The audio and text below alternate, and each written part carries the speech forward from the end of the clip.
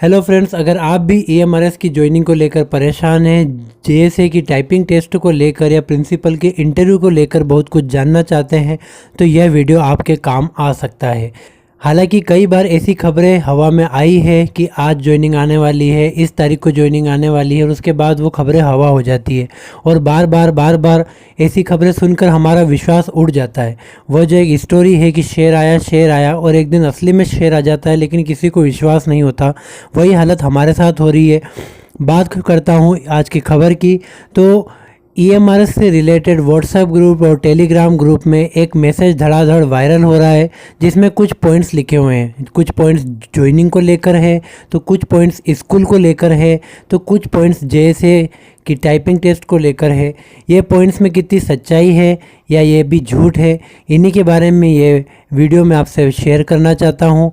आप भी इस वीडियो को लास्ट तक सुनेंगे तो हो सकता है कई प्रश्न आपके मन में जो उठ रहे हैं उनका समाधान हो पाए।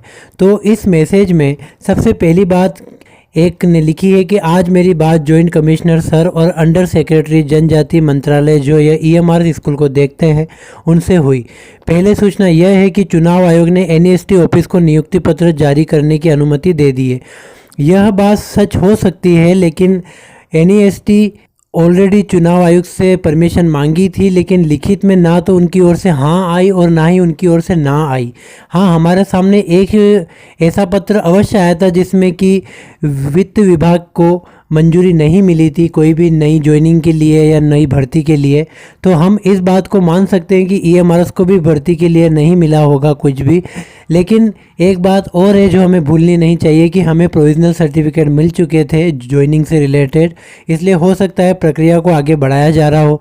दूसरी बात, इसमें लिखा है कि एनईएसटी ऑफिस में सभी परमानेंट स्टाफ नहीं है, सभी अधिकारी डेपुटेशन पर है। उनमें से अधिकतर अधिकारियों की ड्यूटी चुनाव में लगाई गई है। एनईएसटी ऑफिस में अपनी क्षमता का करीब 25% स्टाफ ही कार्य कर रहा है, जिसकी वजह से प्रिंसिपल के इंटरव्यू, जेएसए की टाइपिंग आदि रुकी हुई है। इनका कार्य चुनाव समाप्त होने के बाद ही आगे बढ़ेगा।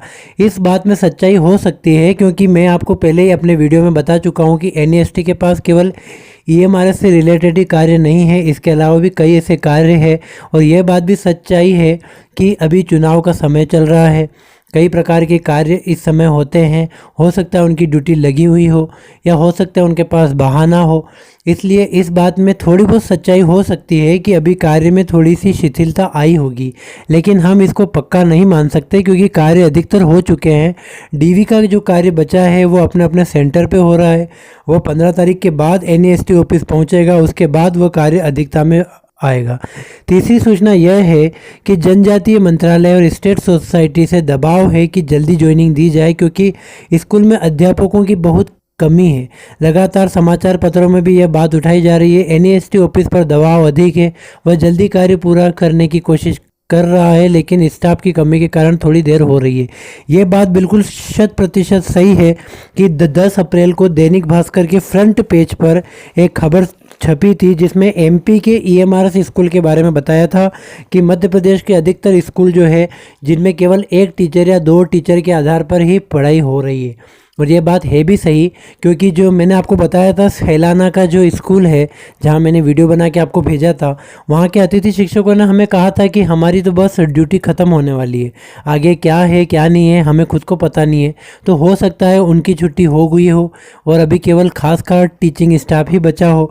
इसके अलावा दोस्तों आपकी भर्ती हो सकती है, यह मैं इसलिए बोल रहा हूँ क्योंकि अभी मध्य प्रदेश और राजस्थान के कई एरियाज़ में चुनाव होने वाले हैं और दोनों ही पार्टियां जनजातीय समुदाय को अपनी ओर साधने में लगी है।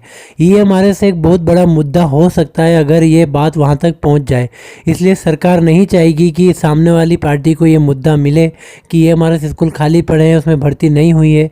ये बहुत बड़ी धांधली हो सकती है, इसलिए सरकार चाहेगी कि चाहे भर्ती प्रक्रिया पूरी हो ना हो, आपको ज्वाइनिंग दी जाए या नहीं दी जाए, लेकिन ये प्रक्रिया रुकनी नहीं चाहिए। ऐसा हमारे सामने अगर बात आती है या सरकार पे प्रश्न उठता है तो वो बोल सकती है कि नहीं नहीं प्रक्रिया आगे बढ़ रही है। इसलिए इस बात में सच्चाई है कि अखबार में ये खबर आई थी और प्रक्रिया भी आगे बढ़ रही है। वह ज्वाइनिंग तक पहुंचेगी नहीं पहुंचेगी लेकिन आगे तो बढ़ रही है। चौथी सूचना यह है कि ईएमआरएस में बहुत सारे स्कूल निर्माणाधीन है, लेकिन नियुक्ति उन्हीं स्कूलों में मिलेगी जिनके कार्य पूरे हो चुके हैं। जुलाई तक पूर्ण होने की संपूर्ण संभावनाएं हैं। वैकेंसी उन्हीं स्कूलों की निकाली गई थी जिनके स्कूल मार्च महीने तक या जुलाई महीने तक संपूर्ण रूप से बन चुके होंगे। इस बात में भी लगभग 60% सच्चाई है, क्योंकि कल जो मैंने आपको प्रिंसिपल वाला वीडियो भेजा था वहाँ पर मेरी कई लोगों से बात हुई थी और उन्होंने भी कहा था कि हमारे ऊपर काफ़ी प्रेशर है कि जुलाई या अगस्त तक हमको कैसे भी करके इस बिल्डिंग को कंप्लीट करना है। अगर बिल्डिंग कंप्लीट नहीं हो पाती तो भी इस बिल्डिंग का लगभग 60% एरिया हमें कंप्लीट करना है, जिससे पढ़ाई शुरू हो सके। उसके बाद बाकी कार्य आगे बढ़ते रहेंगे। तो यह कारण भी हो सकता है जिसके कारण आधी भर्ती ही निकाली गई, और यह इस बात में सच्चाई जरूर है क्योंकि ये मैंने अपने आंखों से देखा है। पांचवी और अंतिम सबसे महत्वपूर्ण अपडेट ये है कि ज्वाइंट कमिश्नर सर के अनुसार 30 अप्रैल तक या मई के प्रथम सप्ताह में आपकी नियुक्ति पत्र मिल सकता है। एनईएसटी ऑफिस पूरी कोशिश कर रहा है कि आपको नियुक्ति जल्दी से जल्दी दी जाए। द्वितीय चरण की डीवी की समाप्ति के बाद स्टेट सोसाइटी जितनी जल्दी डेटा नेक्स्ट को भेज देगा उतनी जल्दी नियुक्ति पत्र जारी किया जाएगा। इस बात में सच्चाई है, लेकिन मई में ही आपकी ज्वाइनिंग होगी यह मुझे मुश्किल लगता है। मई के आधी मई गुजरने के बाद या मई की एंडिंग में जाकर यह बात पूर्ण हो सकती है, क्योंकि जैसे जैसे मई शुरुआत होगी चुनाव और अपनी स्पीड से आगे बढ़ने की कोशिश में रहेंगे। डीवी हो रही है लेकिन लोगों तक ईमेल पहुंचे नहीं है, इसलिए डीवी भी कंप्लीट होगी या नहीं होगी इसमें भी कई प्रकार के प्रश्न है। लेकिन अगर ऐसा होता है तो भगवान करे बहुत अच्छी बात है, आपको ज्वाइनिंग मिले। लेकिन मुझे लगता है कि इस खबर में थोड़ी सी सच्चाई कम है। और आखिरी सूचना यह है कि जिन स्कूलों में प्रिंसिपल नहीं है तो अध्यापक जाएंगे, उनकी नियुक्ति कौन करवाएगा। इस संदर्भ में जब उनकी बात हुई तो उनको बताया गया कि सभी स्कूलों में राज्य सरकार के समाज कल्याण अधिकारी या इसके समकक्ष अन्य अधिकारी के पास ईएमआर स्कूल के प्राचार्य का अतिरिक्त भार है। जब तक प्रिंसिपल स्कूल में नहीं आएंगे तब तक प्रिंसिपल का कार्य वही करेंगे, इन्हीं के द्वारा आपकी ज्वाइनिंग कराई जाएगी। इस मामले में भी मुझे थोड़ी सी शंका इसलिए होती है क्योंकि अगर आपकी ज्वाइनिंग पहले होती है और प्रिंसिपल की ज्वाइनिंग बाद में होती है तो आप प्रिंसिपल से सीनियर कहलाओगे। हालांकि पोस्ट उनकी बड़ी है, लेकिन फिर भी कोई नहीं चाहेगा कि ऐसा कोई ना कोई कॉम्प्लिकेटेड मामला हो। तो मुझे लगता है कि मई में प्रिंसिपल की ज्वाइनिंग पहले होगी, उसके बाद ही आपकी ज्वाइनिंग होगी। और अगर ऐसा होता है तो ये बहुत अच्छी बात है। तो 5 पॉइंट में से 3 पॉइंट तो मुझे लगता है कि ये सही है, और 2 पॉइंट पे मैं 60% थोड़ा इस बात से थोड़ा हूँ, क्योंकि कई बार ऐसी खबरें उड़ती उड़ती आई है लेकिन उनमें सच्चाई नहीं होती, जिससे दिल टूट जाता है।